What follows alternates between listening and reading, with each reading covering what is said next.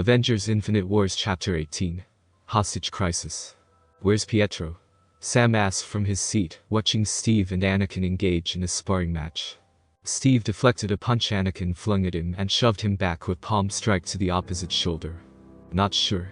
Steve answered, moving on the offensive against Anakin. I think he just ran off, something about exploring. You sure that's a good idea? Anakin asked, grunting slightly as once again his attack was deflected by Steve. Fighting without a lightsaber was proving to be exceptionally more difficult than he had anticipated.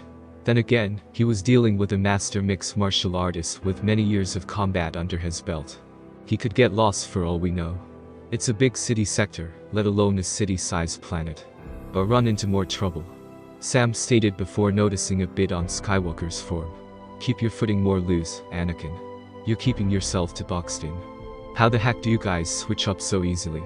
Anakin questioned, getting his arm caught by Steve suddenly, which resulted in him getting thrown to the ground. OW, that's gonna hurt later.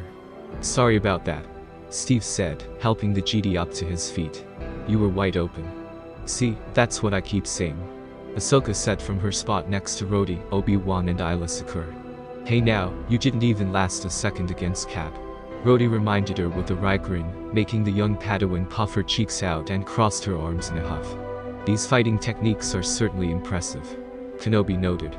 From what Cody has told me, what little instruction you have been able to give them has begun to spread around to other clone legions. Honestly, Cap should have a book already on combat, Sam said, leaning back against the bleacher-esque curved stone.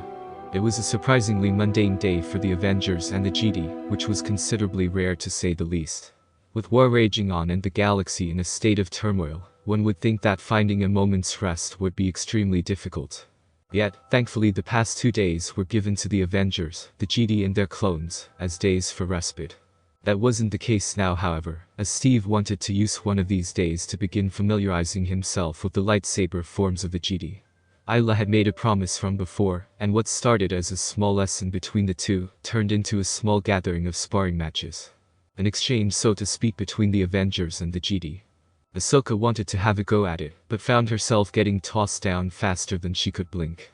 The young GD was very agile and had more speed than Anakin perhaps, but she still had a long way to go if she were to catch up and match her master.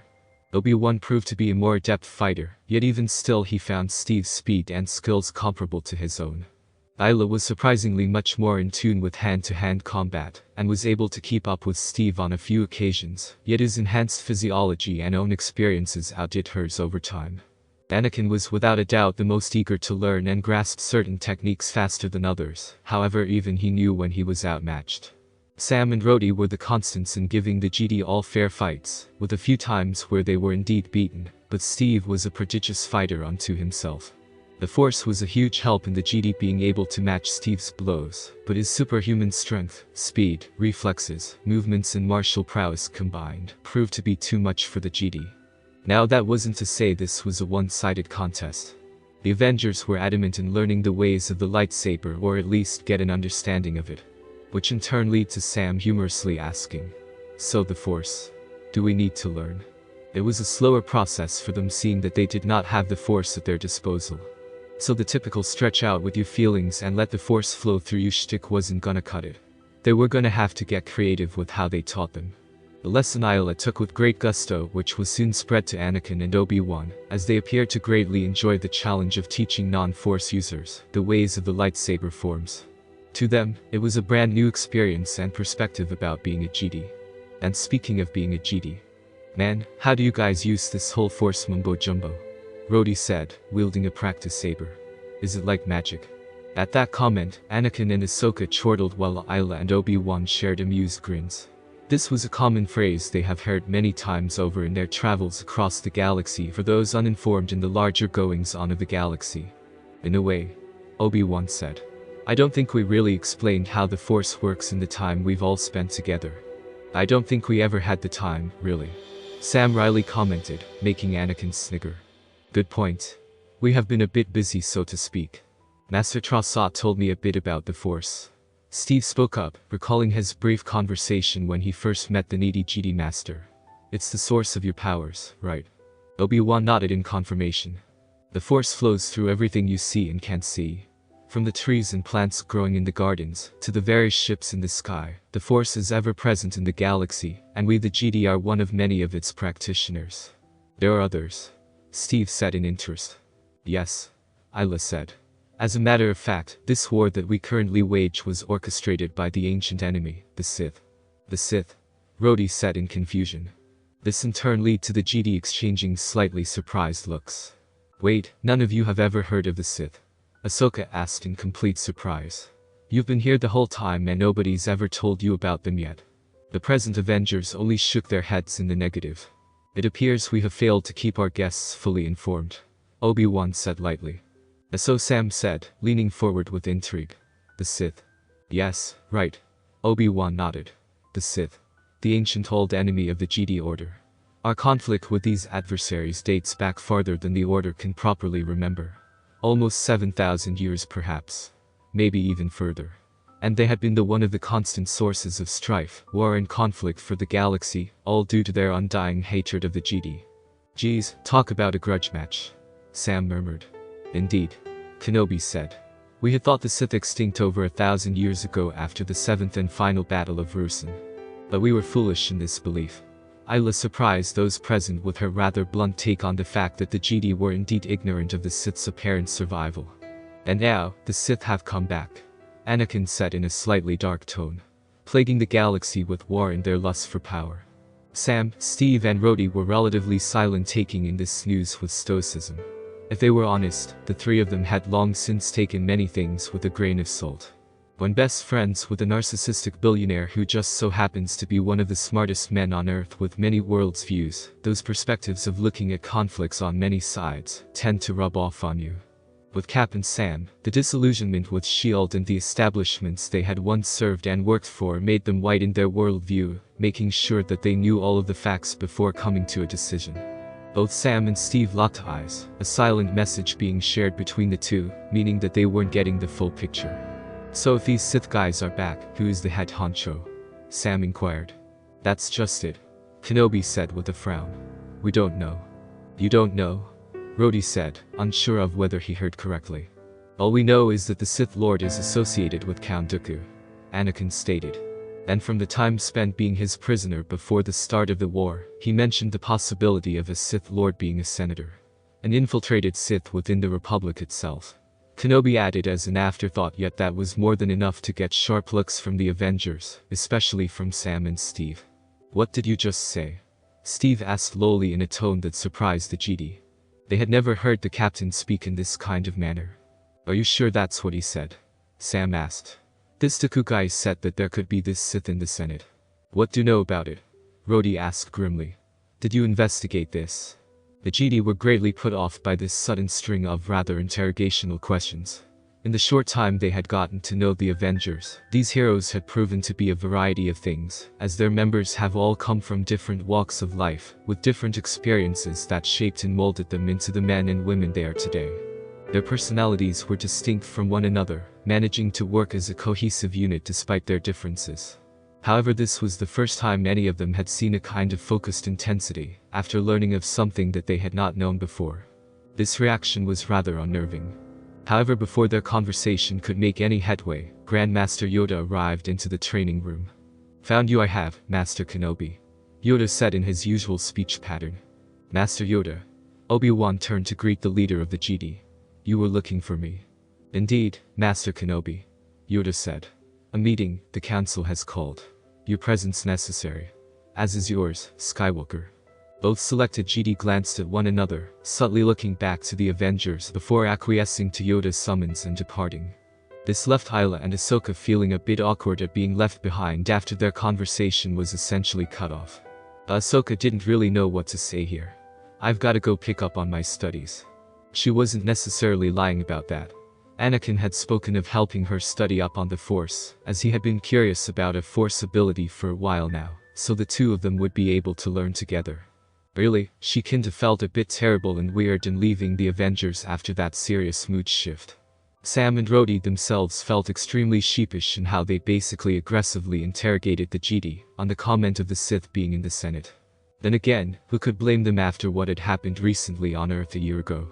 The two were about to depart when Isla walked up to Steve. Steve, Isla said softly.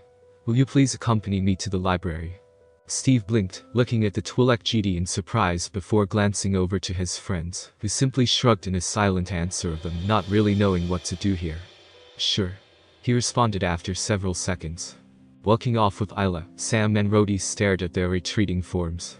So did we come on too hard with that? Rhodey asked. Maybe. Isla and Steve walked side by side in silence, with both looking straight ahead. And the hallway was completely empty. He was having a bit of an odd, indescribable feeling in regards to having the urge to shove his head in his hands, sit down and stay like that for a while. Where in the hell did that outburst come from? Something is bothering you, Captain Rogers, Isla said calmly. Steve winced, finding it strange and uncomfortable at someone he considers a friend using such a formal title. Yeah, Steve said in a low voice. Clearly that's the case. Would you care to tell me about it? Isla asked, now looking to him. Before he knew it, she had led him to a door that opened up to a small chamber with the shades down and 2 ottomans situated in the center. Isla walked right in and sat herself down on one of the ottomans with her legs crossed, looking to Steve with a patient expression. Recognizing the wordless invitation, Steve entered the room and sat across from her though he kept his legs to the ground instead. You are troubled, Steve, Isla said, this time using his name. Though the Force does not dwell within you, that does not prevent my empathic abilities from detecting your feelings. Was I that easy to read? Steve said dryly, though he knew his change in tone back with the others was the most obvious thing anyone could see. There's a story I am missing here, Isla said. One we all are unaware of when we were in that training room. More than you know, Steve murmured, eyes gazing down to the ground. Isla leaned forward slightly. What was it, Steve? He was silent, not answering at first. I do not wish to impose upon you, Steve, Isla said softly. Steve remained silent, resting his arms on his knees while lacing his fingers together. Isla also held her silence, waiting for Steve to respond. The two remained this way for what felt like an eternity when it had only been a long, drawn-out minute. Isla exhaled afterwards and opened her mouth to talk. It's been rather difficult, to be honest. Steve speaking made Isla clamp her mouth shut, relaxing slightly at hearing the man talk. I think I talked about this with Sam, Fury and Nat. She wasn't really sure what he was referring to, but opted to simply let him speak. He then chuckled. I don't think it counted with Tony considering the way he talks in general. His right hand began grazing over his left arm, feeling out his uniform.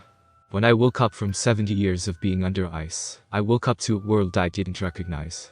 The world was at war when I went to sleep. I wake up, they tell me one without mentioning what we lost. And not just in terms of men. I woke up to a world that had moved on without me, and was trying to keep itself from falling apart. Least, that's what it seemed to me. He smiled slightly. For as long as I could remember, all I ever wanted to do what was right. Steve said reminiscently. Things were a lot more clear-cut. Now I don't know what that is anymore. Even with the Avengers. I thought by serving, helping everyone I can with the institution that essentially made me I could find my place in the world again. But I realized it wasn't the same. The very same entity I fought in a war to destroy due to their sinister and dictatorial nature, not only survived, but thrived. Infecting countless countries and militaries including the very organization that oversaw the world's safety.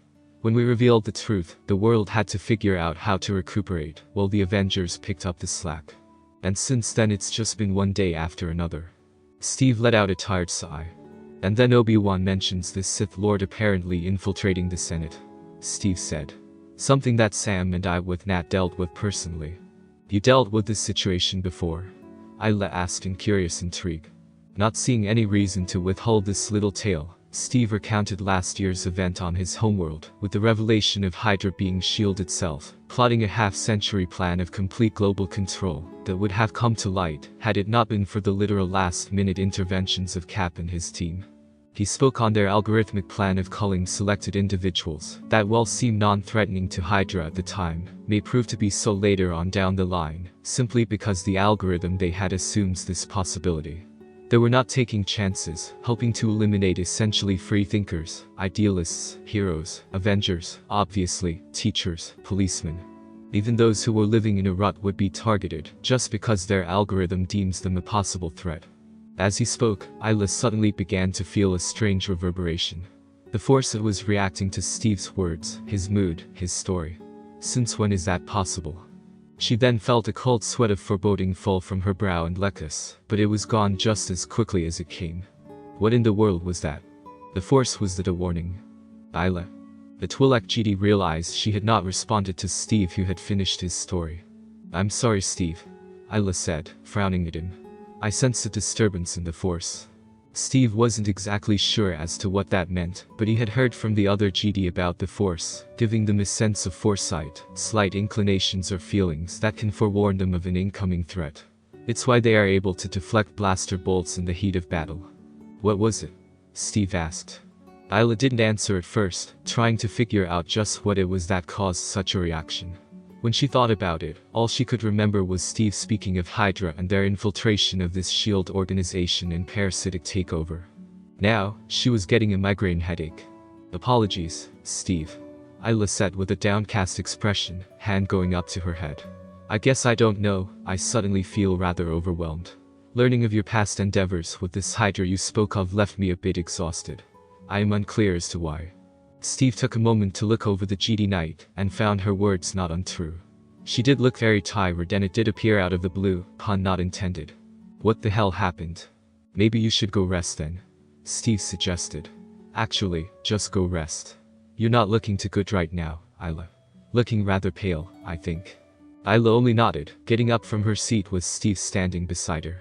I'll return to my room well enough, Steve, Isla said, giving him a reassuring smile. Be that as it may, I follow an old-school gentlemanly belief of escorting a lady in need to her room, Steve said in good humor. Isla only laughed slightly. Very well. Would you kindly escort this weary lady to her quarters? I will do so gladly, Steve said in an exaggeration tone, making Isla laugh once more. Hopefully this time of rest will help her think clearly on what was told to her. Once clarity hits, she'll inform the council on Steve's story, as it seems relevant with Obi-Wan's proclamation at the Clone Wars beginning. Scene cut. Geez, how big is this damn place?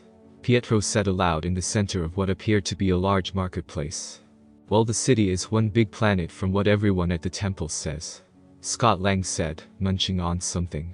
Whatever it was edible. Not to mention he wasn't dying from partaking the fruit or vegetable, hard to really tell. Feels like I could get lost here forever, Pietro said, the two walking in a random direction. By the way, where's Hope? Did you invite her to come with us? Scott shrugged. I did, but she said that she needed to start recreating the PIM particles. Our suit functions are fine, but when we'll need to make more for our equipment and vehicles we've been collecting. Don't you need like some stable lab to make that? Pietro asked, eyeing some of the establishments and trying to take a wild guess as to what they may serve. Yeah, so trying to figure out that bit, Scott said. But the GD are helpful. They're pulling a few strings, seeing if a lab of sorts could be made. Doesn't that need money? Pietro inquired. Feels like we're taking advantage of them. Well, thanks to TAP and us selling some of our Earthan ideas, we've recently gotten a bit of a steady credit income, Scott said. Wait, what? How? Billiards is spreading rapidly and the music we've all got, Scott said, finishing his meal. Since they've never heard of Queen, AC/DC, Zeppelin and a whole bunch of our music, it's selling like gangbusters. TAP has been busy. It's a good thing we have TAP, Pietro said. Most of this money talk goes right over my head. You and me both, Pietro. The two continued to explore the area when they rounded a corner to a district filled with bars. Hey, is that Pietro? Blinking, Pietro whirled round and saw a large group of clones. Some of which had a few familiar tattoos, armor and hairstyles that he had gotten to know well enough back on Rylith. Hey! Pietro exclaimed boisterously. Brute. Sixer. Mork. I still hate that name, said clone named Mork said with an annoyed twitch of his brow, yet he still grinned along with the rest of his brothers. What are you guys all doing here? Pietro said, walking over to them. It looks like practically everyone from the 71st is here. Granted shore leave. Grid answered, raising a glass of alcohol. General Dai and Captain Keeley are having a discussion with other GD generals. Since our legion took such a hit, but held on in Rylith, we're regrouping and trying to figure out our next course of action.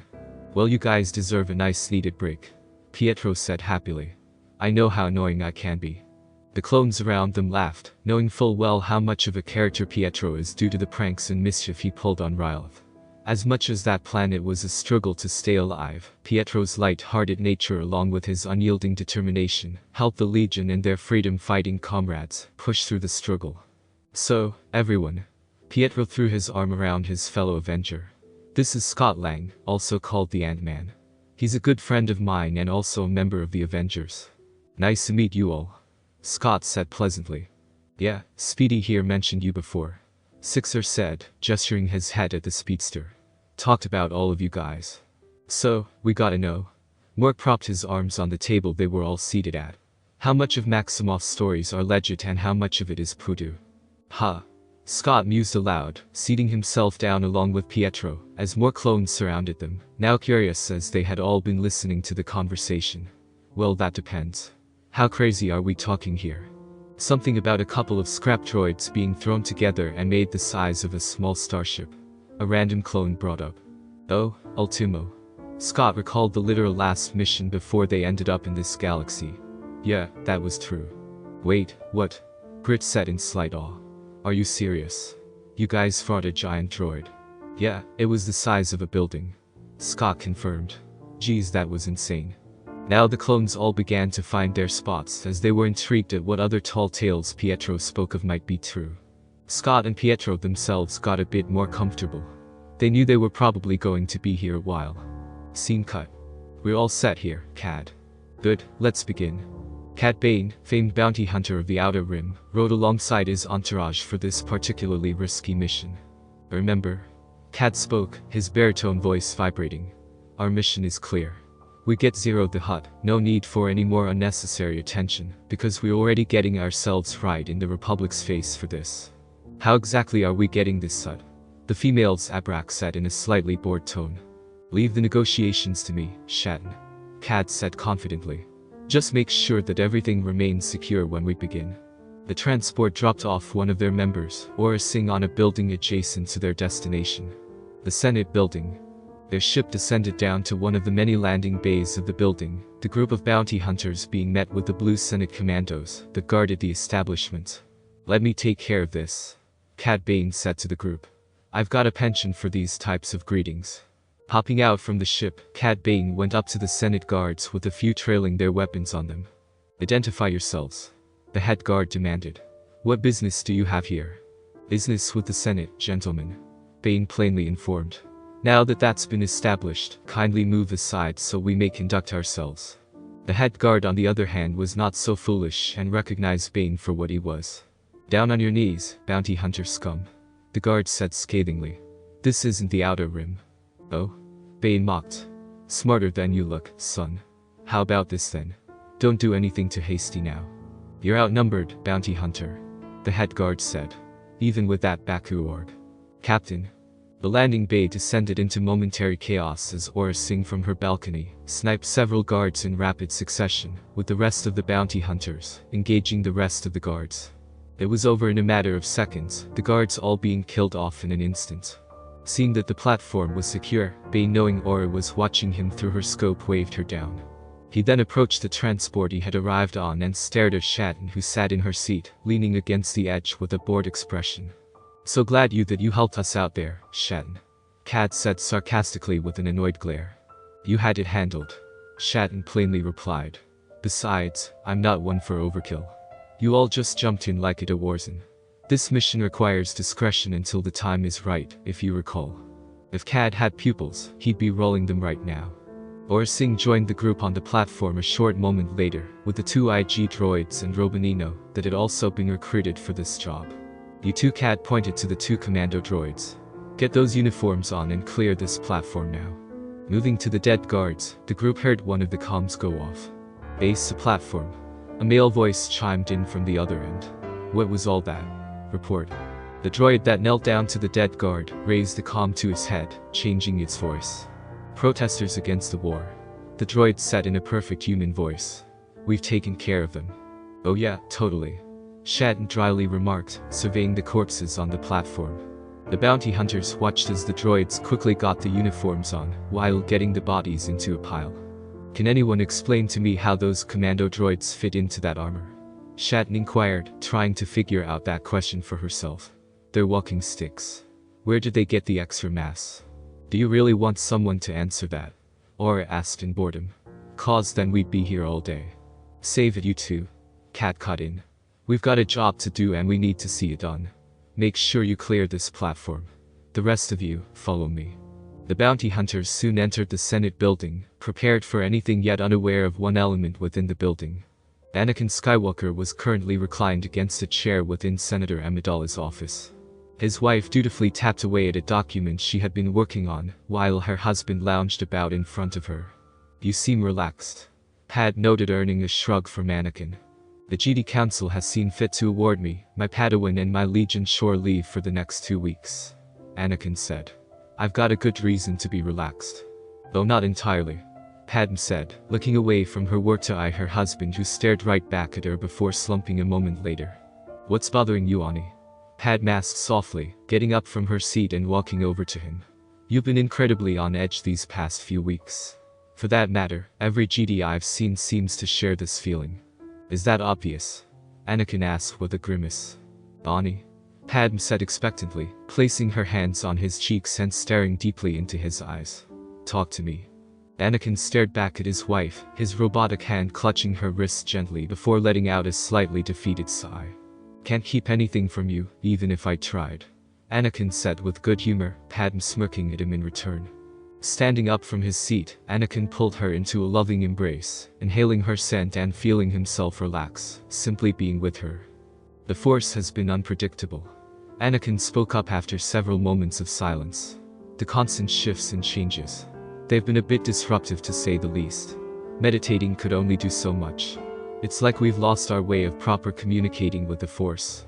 It just comes in whenever there's brief moments of clarity. Do you see anything in those moments? Padme asked, head leaning against Anakin's shoulder. Anakin remained silent. Anakin? I saw Anakin tried to properly describe it. The darkness and the light. Both being torn asunder by something I couldn't see. And it was so weird. I thought that I would be filled with terror at seeing the Force seemingly get ripped to shreds, but I felt clarity. Like I saw the Force in its entirety, not just those two defined aspects. And then it's gone, back into the swirling storm. Padme remained quiet, allowing Anakin to speak in his entirety, feeling her husband's arm slightly hold her closer without making her uncomfortable. Honestly, the Council and many other GD are growing concerned. Anakin admitted. The Force is present and we can still feel its power, but it's not what it used to be. Something has changed that's beyond any of our control, and I can say now, this may seem out of left field, but the catalyst to this were the arrival of the Avengers. And what do you make of all this? Anakin only sighed tiredly, leaning his head against Padme's. I don't know. Anakin said truthfully. And honestly, that kinda scares me. I thought a GD is to show no fear. Padme said teasingly. With you, that's impossible. Anakin said, unclipping his lightsaber from his belt. I may be a GD and I've been beaten over the head over and over again about how this lightsaber is my life. But you, Padme, you're my life. Unable to contain her giggle, Padme took Anakin's lightsaber from his hand and gazed at it before setting it down. Sweet talker. Padme whispered before ensnaring her husband in a loving kiss, one he returned with just as much passion. While Senator and GD enjoyed their moment together, Cad Bane's team of bounty hunters continued their walk through the Senate building. The week prior to this mission, Cad Bane had acquired the layout of the building, thanks to him getting the blueprints via an astromech droid, closely associated with the Senate and the GD. Cad was a man who always gets his job done, and the reward the Hutt clans had promised him was more than enough of an incentive of openly attacking and taking over the building. Making the two IG droids lead, they rounded on a corridor being guarded by one lone Coruscant guard. The two made quick work of him, with Shat moving to get rid of the body, finding it annoying how many bodies they're making along the way. The door opened, with the IG droids taking out the other bots inside. Cad entered the control room with Robinino, who licked his lips with anticipation. You know what to do? Cad inquired. I'll figure it out, Robinino assured. Cad, however, wasn't going to take an answer like that lightly. You better not fail me, Bubble Brain. Don't worry, Robinino barked back irritably. I'll have the power down in no time. Cad fed expectantly, turning to address the other hunters when he saw one of the IG droids standing idly in front of one of the other controls. Hey, Cad said, gaining the droid's attention. You're looking the wrong way. We've got a job to do. The IG unit chirped a few times in response, following after Cad and the rest of the team. Meanwhile, so this is the Senate building, Pietro remarked, gazing up at the considerably large structure. Yeah, I think so. You think so? Never really went here. Maybe once or twice, but we've mostly been hanging around the GD temple. Then where we the last time? That was that Jane lookalike's place. Oh, so where do you think Chuchi is in all this? Scott paused. Wait, what? Who is that? The blue chick, the one from the party. Scott's brain tried to momentarily work for a moment. Wait, oh yeah, her. Scott said in realization. Yeah, she was on Naboo and went with Steve and Sam on that ice planet a while back. Yeah, her. Pietro nodded in confirmation. Why the sudden interest in her, Pietro? Just wanted to chat with her more, Scott. Out of all the politicians I met in my life, she, the not Jane Foster woman, and Organa were my favorites in chatting with at the party. And before you say anything, Syndulla isn't a senator, so he doesn't count as a politician. Right. Scott nodded. Hang on, how many politicians have you even met in your life? Since last week, about 50 maybe. That's how many were at that little party a few days ago. Exactly, so Chuchi set a good standard for me. After all, I actually bothered to remember her name. And Organa. True. There was a momentary awkward silent pause between the two before. So, Scott said expectantly. We going in, or not? Sure. Let's go. For once, Pietro held back on his speed as he ascended the many steps with Scott following not far behind. Back with Anakin and Padme, the two had remained lip-locked all the while when they both heard a familiar worrisome voice on the other side of Padme's door. But Senator Organa, it just wouldn't be. Breaking their kiss, Padme recognized the voice as C-3PO as he was talking to her close friend. Realizing what was happening, she pushed Anakin down to his knees. Whoa, didn't know you wanted to. You need to hide. Wah. Hide. She hissed. Picking up the voices, Anakin was wide-eyed and did what he was told. Quickly crawling underneath Padme's desk, he curled himself up just before the Andoran senator and protocol droid came waltzing on in.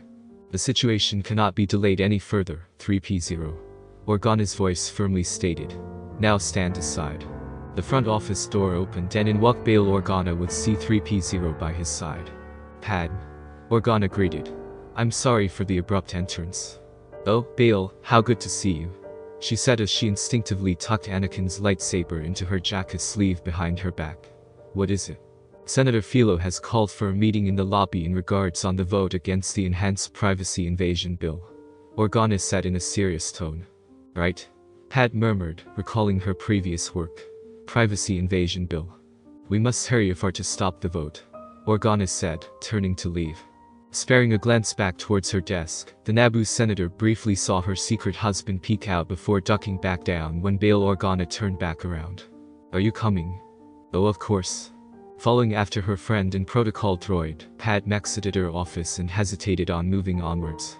Looking back at her desk, she saw Anakin pull his head out further. Nudging towards the side, he prompted her to get going. Once the door closed back up, Anakin got back onto his feet and scrunched his face. Now what am I gonna do before she gets back? Scene cut. Cad and his associates were walking through the corridor to the lobby, a blown-out door behind them. They had taken out a room filled with guards, and now were on their way for their momentary prize this morning. All the while, many senators were assembling in the chosen lobby with Bail Organa at the center, speaking on the matters of the new bill they stood against. With him was of course Padme, his young pseudo-protege Senator Chuchi and many other close associates and colleagues.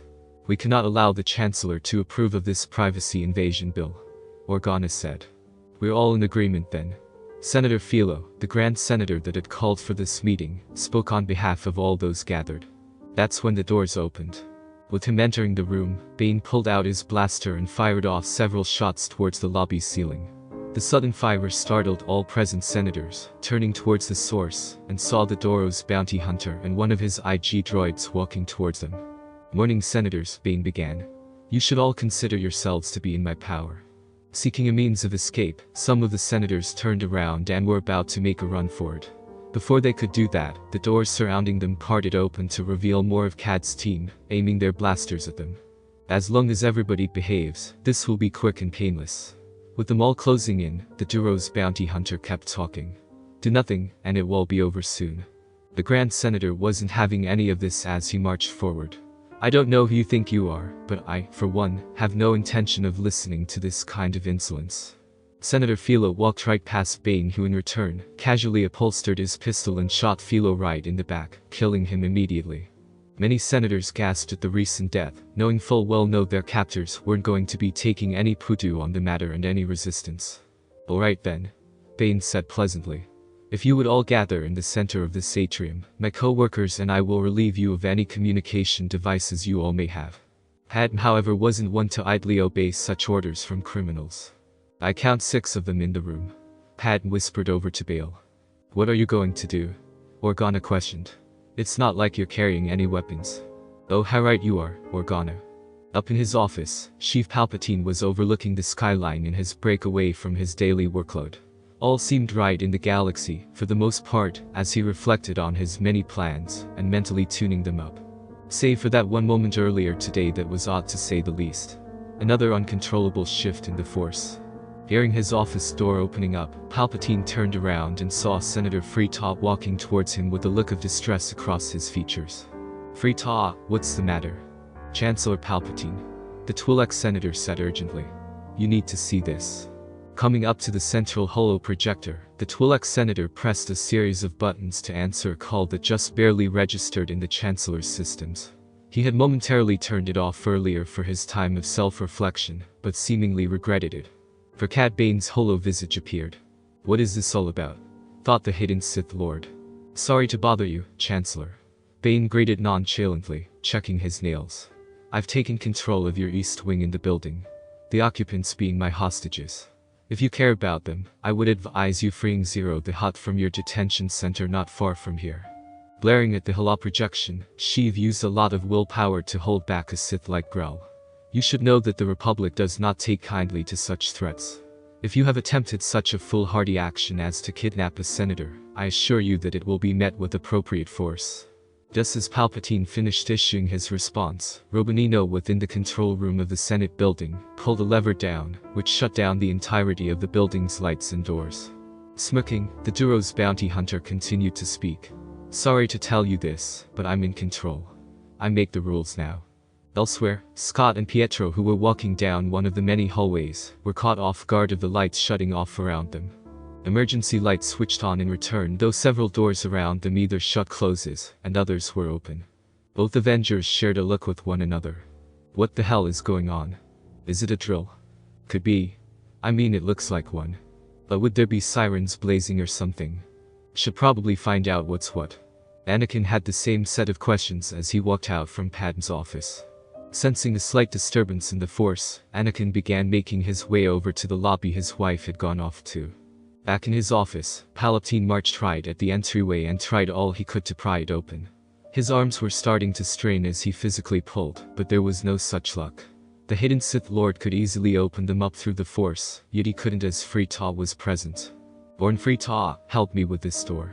Palpatine instructed. It's no use, Chancellor. Freeta said dejectedly. The doors have all been closed due to the emergency functions. This bounty hunter has taken complete control of the building. He hasn't even tried helping at all with this door. Gritted out Sheev in thought. Lazy Oaf could have been useful on this, for Force sakes. Shaking his head, the Chancellor breathed a little to calm himself. No, he's right. Not to be deterred, Palpatine rushed over to the communications calling for any help. This is Chancellor Palpatine. He spoke through the comms. Is anyone out there? Come in. Going to another frequency, Palpatine continued making his distress call. GD Council, are you there? That won't work either, sir. Freeta said.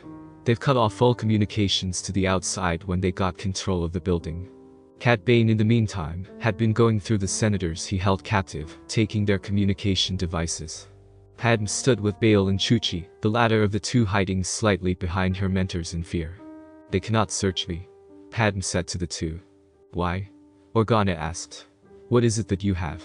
From her spot behind Padme, Rio's eyes caught onto something briefly poking out of the Naboo senator's sleeve. It was metallic in nature as it shined a little under the emergency lights. What's that?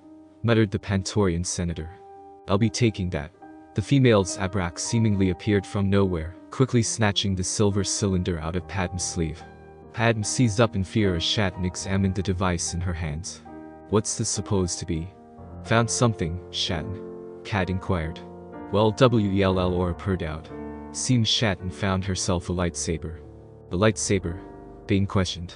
Then there's a GD in the building. Shatton eyed Padme with intrigue, holding up the saber. How'd you come in possession of this?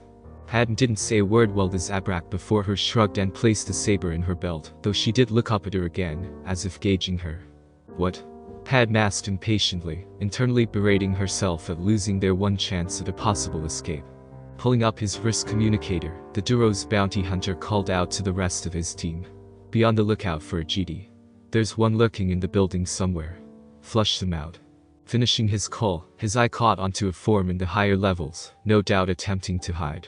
Quickly pulling out his blaster, Kat quickly fired a series of shots at the retreating form. Looks like we need look no further, Kat said to his squad. After that, GD. Scott Lang bolted out from the area with blaster bolts flying past where he stood. Tapping his ear, the ex-con spoke.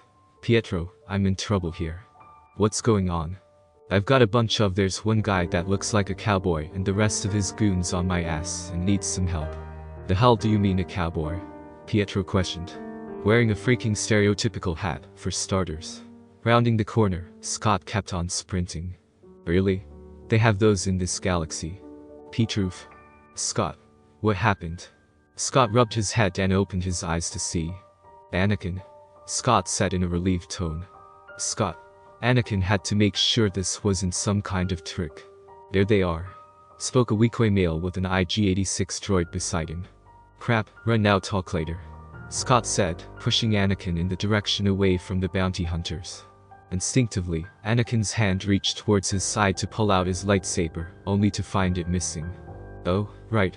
With a hail of blaster fire coming at him, Anakin followed Scott's actions and bolted out of there. Get after that, GD, said the Weequay bounty hunter. He's unarmed, which means he'll be easier to kill. Scott and Anakin ran down the hallway with their pursuers getting around the corner and firing at them. They kept on running until turning another corner. Bounding yet another corner, the two hunters halted their advancements as they saw the present hallway empty of any life. Now where'd they go? Anakin and Scott hid in a room together, with both crouching behind a table as the two bounty hunters entered to scan the room. It took them a bit on their search before the Weequay decided to move onward in the search. The IG droid took a bit longer to leave as it stomped away from the nearby area. Those were bounty hunters, Anakin murmured as the two departed from the area. What are they doing here? They took a bunch of senators hostage, Scott quickly explained. It was in some lobby area. Oh, great. Anakin was now wrought with worry, as that lobby area that Scott mentioned undoubtedly was where Padme had gone to. And more importantly, one of them has a lightsaber, Scott informed before looking down at Anakin's hip. Where the hell's yours? It then dawned on him and looked at his friend in a surprised look. They have your lightsaber. Where's your suit anyway? Anakin questioned. Pope is making some repairs to it, Scott elaborated. Now of all times, you don't wear your super suit. We don't live in those damn things, Anakin. They aren't self-cleaning and maintenance. And didn't they get your lightsaber? Scott soon grumbled under his breath. I guess we're both kinda worthless right now. Some more than others, Anakin dryly said. Oh, shut up, you're lucky Pietro's also here. What? Anakin's head sharply snapped at Scott. Can you get in touch with him? Oh, right. Give me a sec. Tapping his ear, the ex-con spoke. Hey, Quicksilver, you there? Pietro was casually strolling through a hallway, though not as he seemed. In all honesty, he was tempted to begin running around like a mad lad to get an idea as to what was going on after he and Scott split up. But he knew now perhaps wasn't the best time for such a thing. Right now, he needed patience. As much as he hated that. Hey, Quicksilver, you there? Scott. Pietro's hand shot up to his earpiece. What the hell happened? You cut off without warning. Alright, long story short, there's a bunch of senators that have been taken hostage by bounty hunters. Scott elaborated on the situation. I'm with Anakin right now, and both of us aren't exactly armed right now. Great eye.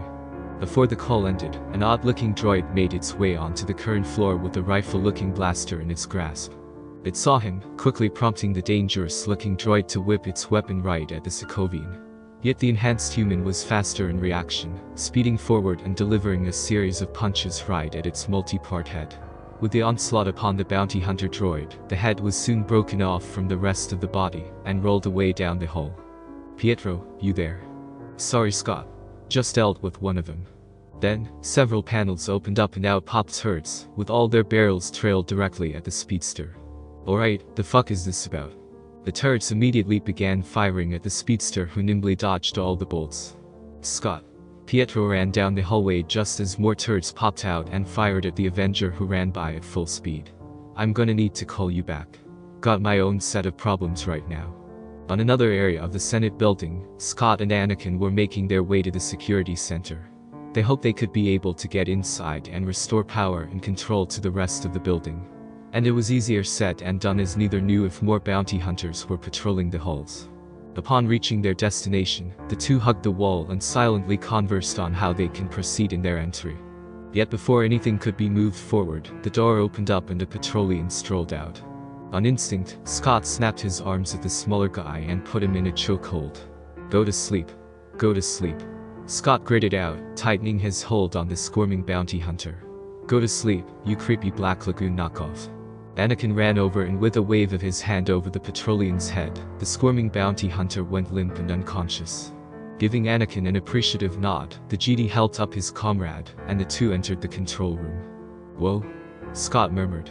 So how does this all work? Shouldn't be too hard if a Slimo like him managed to get control of the whole building. Popping his fingers, Scott crouched down as he started prying off a panel. Give me some time and I'll get this up and running. Just as Scott moved to get to work, the entire room seemingly shut down. Now what's going on? Scott bemoaned. Anakin didn't have the chance to respond when the nearest door opened up to reveal Aura Singh. Hello GD. Aura said with an intense gaze. Firing several blaster bolts, Anakin had to quickly maneuver in the confined space. Yet it was quite hard with Scott being present. Said man wasn't able to get enough time as a blaster bolt hit his shoulder, making him grit out in pain. Damn it. Scott. Anakin set an alarm, which was all Aura needed to shove her hand forward, force pushing Anakin into the controls. Not so fast, spoke the weak-ray bounty hunter. Took you long enough. Well, sorry. I don't have the luxury of having enhanced skills like you have, Singh. I had to haul my ass here while you used your space magic. A Force user. Anakin grunted, sitting up against the wall. You, who are you? None of your concern, GD. Aura said with a sneer, shocking Anakin unconscious a moment later. Help me get these two to Bane. Scott glared, though he knew better not to resist. Anakin was out, he was injured and without his suit, and God knows what was keeping Pietro occupied. The ex-con felt so useless at the moment. As skilled as a fighter he had become under Captain Hope's tutelage, he knew now wasn't the time for his heroics. Ease up, will you? Scott groaned out. Rough me up anymore and you'll have to answer to my girlfriend. You cute, but not that cute. Aura muttered out as she jabbed her finger at his injured shoulder. Oh screw you. I would, but you ain't my type. And you aren't mine either. Oh god, what did I walk into just now? Said another female voice. Ah Shatton. Aura said expectantly. Good, help Shawl here with the knocked out GD. Scott and Anakin were taken to the atrium where they were presented before Cat Bane. The bounty hunter inspected the two for a moment. The hero with no fear. Bane said aloud, recognizing Anakin straight away. There's a part of me that should have expected someone of your caliber rushing in to save the day. Then again, forgive me if I find your performance to be lackluster at best. Bane then looked at Scott. And who are you supposed to be? You look like a criminal to me. Okay, ouch. Scott murmured. He's one of those new guys we've been hearing about, Shatton said, standing beside Bane. The Avengers? Inquired the white-skinned bounty hunter. And which one are you? Scott glared defiantly at them. Ant-Man. Unimpressive, if you ask me. Drilled out the weak-ray bounty hunter, to which Bane quickly agreed upon. Tapping his wrist communicator, Cat spoke up. 3D, are we on schedule? Scene cut. Flying through Coruscant's air traffic, IG-3D responded to the Doro's bounty hunter. Arriving at the prison now. Currently, the bounty droid flew upon a transport towards the detention center of Coruscant, where one hut was currently being housed. Beside him was the Twi'lek senator, as he currently carried a pardon disc to free their intended prize for today. Upon parking in front of the detention center's main platform, IG-3D jabbed the barrel of its blaster right into Freetaw's side. Move it. A line of clones awaited their arrival, the Coruscant shock trooper guard. One of the clones gave the order to have the doors opened. Oh? It's so bright out here. Wind a purple-skinned, lime-yellow hut. Why couldn't this have been done at night when it's cooler? Oh my god. A nearby clone muttered out in complete annoyance. This was Zero the Hutt. He was locked up here a while back after the attempted coup of his nephew, Jabba the Hutt, by eliminating his infant cousin Rada. The plan of taking out Jabba and taking over his seat in the Hutt crime family failed horribly by the hands of Skywalker, Ahsoka and Padme, which resulted in his stay here. The fat slug slid right over to the IG droid, 3D, and Senator Freetaw with a smug air to him. Well, WELL Senator Orn Freetaw looks so scared right now, doesn't he? Zero arrogantly mocked. Let's move. 3D instructed, keeping its rifle trailed on the Twi'lek. You're coming with us. What? Freetaw said in shock. But I. No loose ends. 3D stated. No quick actions. Guaranteed delivery necessary for completion of job. Get back in the transport. Radioing into Bane, IG-3D spoke. Package is secure. The time for the next part. Cad said over the line.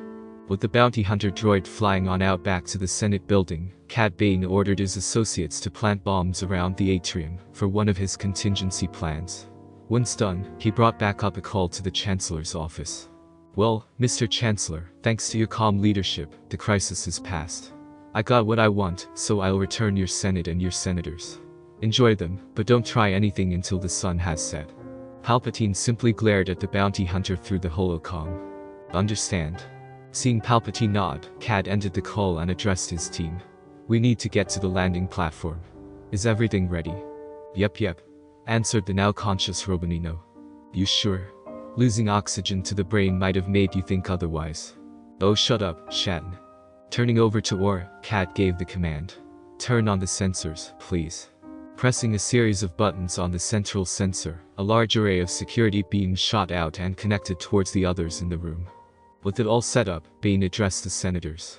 If you so much as breathe on one of these lasers, the whole room will blow up. Making his way out of the room, the Doro's bounty hunter continued talking. Senators, GD, Avenger, I bid you all a most respectful farewell. The moment the bounty hunters left the room, Padme immediately went towards Anakin's side in order to check if he was alright. This was all done before turning her attention to Scott. Do you have any idea how we can get out of here? Well, I was gonna say Pietro would help out. Scott said dejectedly. Pietro's here? Ryu questioned. Yeah, came in with me when we wanted to check out the place. With gritted teeth, the ex-con continued. Where he is now, I'm the foggiest. Cad Bane walked out to the landing platform with his associates, just as multiple gunships descended from on high down to them. Clone Commander Fox with his Coruscant guard all filed out and had their weapons trailed on the group. Receiving a call, Cad Bane held out his hand and saw the holo transmission of Palpatine being flanked by two of the clone troopers. You were foolish to think that you could get away with this, bounty hunter. Palpatine said fiercely. Now surrender and come quietly. Cad however only grinned at the Chancellor's foolishness. No Chancellor. Bane drawled out. I'm afraid it is you who has been foolish with your senators' lives. One false move and the east wing of the Senate building goes up in flames. Palpatine's shoulders tense up before slumping in resignation. You win, bounty hunter. Ending the call, Bane raised his wrist with his other hand hovering over a specific button on his control.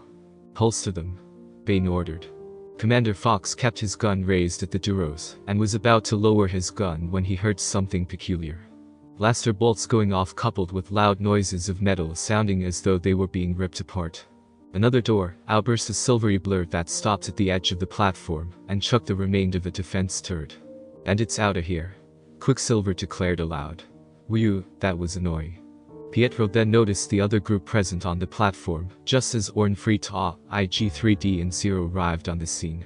All in all, a bizarre set of circumstances to say the least. And that's my K. Shatton cocked her wrist back with it trailing on Bane's head. Stand down, Bane. Now. Or you get a head filled with electric shock that'll turn you brain dead. Shatton. Bane growled out. What the hell are you doing? Oh, I'm sorry. Shatton's face and voice suddenly sounded different. The Zabrak's appearance morphed and fluctuated with her other hand reaching up to remove a mask. Red hair fell with fair skin replacing the orange tan markings. But Shatton is merely an alias that I'll need to dispose of. Not knowing who this woman was, who he assumed was a changeling Claudite, the bounty hunter opened fire upon her. She quickly maneuvered away from the blaster bolts before a silver blur carried her away to safety. Once stopping behind a large wall, Quicksilver gave her a joyful hug. "Nat," Pietro cried out in jubilation. "Hey Pietro," Nat greeted warmly. "As good as it is to see you again, we still have a job to do." "Oh right." Pietro stepped back, grin still in place. One moment. Quicksilver zipped out from behind the wall and in an instant threw all the bounty hunters' weapons and Bane's wrist detonator down to the ground before them. "Now then," Pietro said cockily. "This is the part where you surrender." The rest of the clones held their bolster up at the bounty hunters, with Nat walking out from her cover with two familiar pistols in both hands. Gritting his teeth on this unexpected factor, Cad pressed a button on his wrist communicator and spoke into it. "You're up." A deep dark chuckle was all that was heard from over the line before it went dead. A shadow from above appeared between Pietro and Bane, followed by the sound of the same dark laughter. Looking up, Pietro's eyes widened in shock, running away quickly before a gigantic armored being landed in front of Bane, throwing its arms out which extended out to the clones. In a quick series of maneuvers, the new arrival quickly disposed of a good number of present clones, snapping their arms, breaking their necks, caving in their heads and chests. All actions done as a means to an end. "Hope you weren't too bored for waiting, Dirge." I was waiting in utmost anti-psy, punching a nearby clone trooper in the gut into the air. The Mandalorian nightmare delivered a powerful kick in the same place to send the Republic soldier flying away. Asian. "Oh, hell, it's him." "Who the hell is that?" "That freak that attacked Commander Greaves' ship." "Open fire." Dirge simply absorbed the blaster bolts, his body bulging out in various spaces, before veiny muscles exploded out from his being. The appendages all shot forward, ensnaring and killing every clone it grabbed. "A haluva way to reunite, ha Pietro," Nat cried out, firing at the ballistic Jedi freak that was tearing apart the clone troopers. "Nothing is ever done normally with us. Help out the guys in white and red." Quicksilver gritted out, running out to save several clones that were about to get crushed by a large piece of debris Dirge was using as a blunt weapon. Taking initiative, Black Widow sprinted forward to a nearby clone who was clutching his pierced leg. "Hold tight, soldier," Nat ordered, trying to find a way to remove the armor to treat the leg. Dirge was the necessary mayhem Bane and his gang had needed, going over to the transport that still had Zero the Hutt and a thoroughly terrified Orn Freetaw. Getting all on board, Bane pivoted the transport away from the building, looking back over to the chaos the Jedi was causing. "Dirge, get your ass over here now," Bane yelled out to him. Seeing his ride taking off without him, Dirge gave out a deadman sprint. Reaching the end of the platform, the Nightmare leapt into the air and aimed himself to land on their transport. The moment he landed, the entire thing shook as it tried restabilizing itself. "Watch where you're landing, you fool," Zero growled out before being silenced by the ancient bounty hunter's stare. "And you shut the hell up, you worthless pile of flesh." Looking onward, Bane saw a transport heading their way as he spotted what appeared several clones riding in it. "We've got company." Tilting his head, Dirge saw the incoming vehicle. Without a second thought, he leapt off the present transport, sailed across the air and crashed onto the opposing transport. "Hello," growled out the Nightmare, looking towards the half-dozen clones and a fat-looking Twi'lek. "And goodbye." Freetaw screamed as he was punched in the face by Dirge, knocking out several teeth in the process before unconsciousness took over. As this happened, the clone escort were either thrown off the transport and falling towards their imminent demise, or had their necks and limbs broken. With his job done, the Jedi moved around and spotted his team's transport. Squatting down, he jumped off the falling transport and sailed across the air once more and landed back near his previous spot, startling Zero the Hutt once again. And looking back at the other transport which was not properly manned, now Bane saw it plummeting towards the city down below, before he saw a small speck of an explosion happening.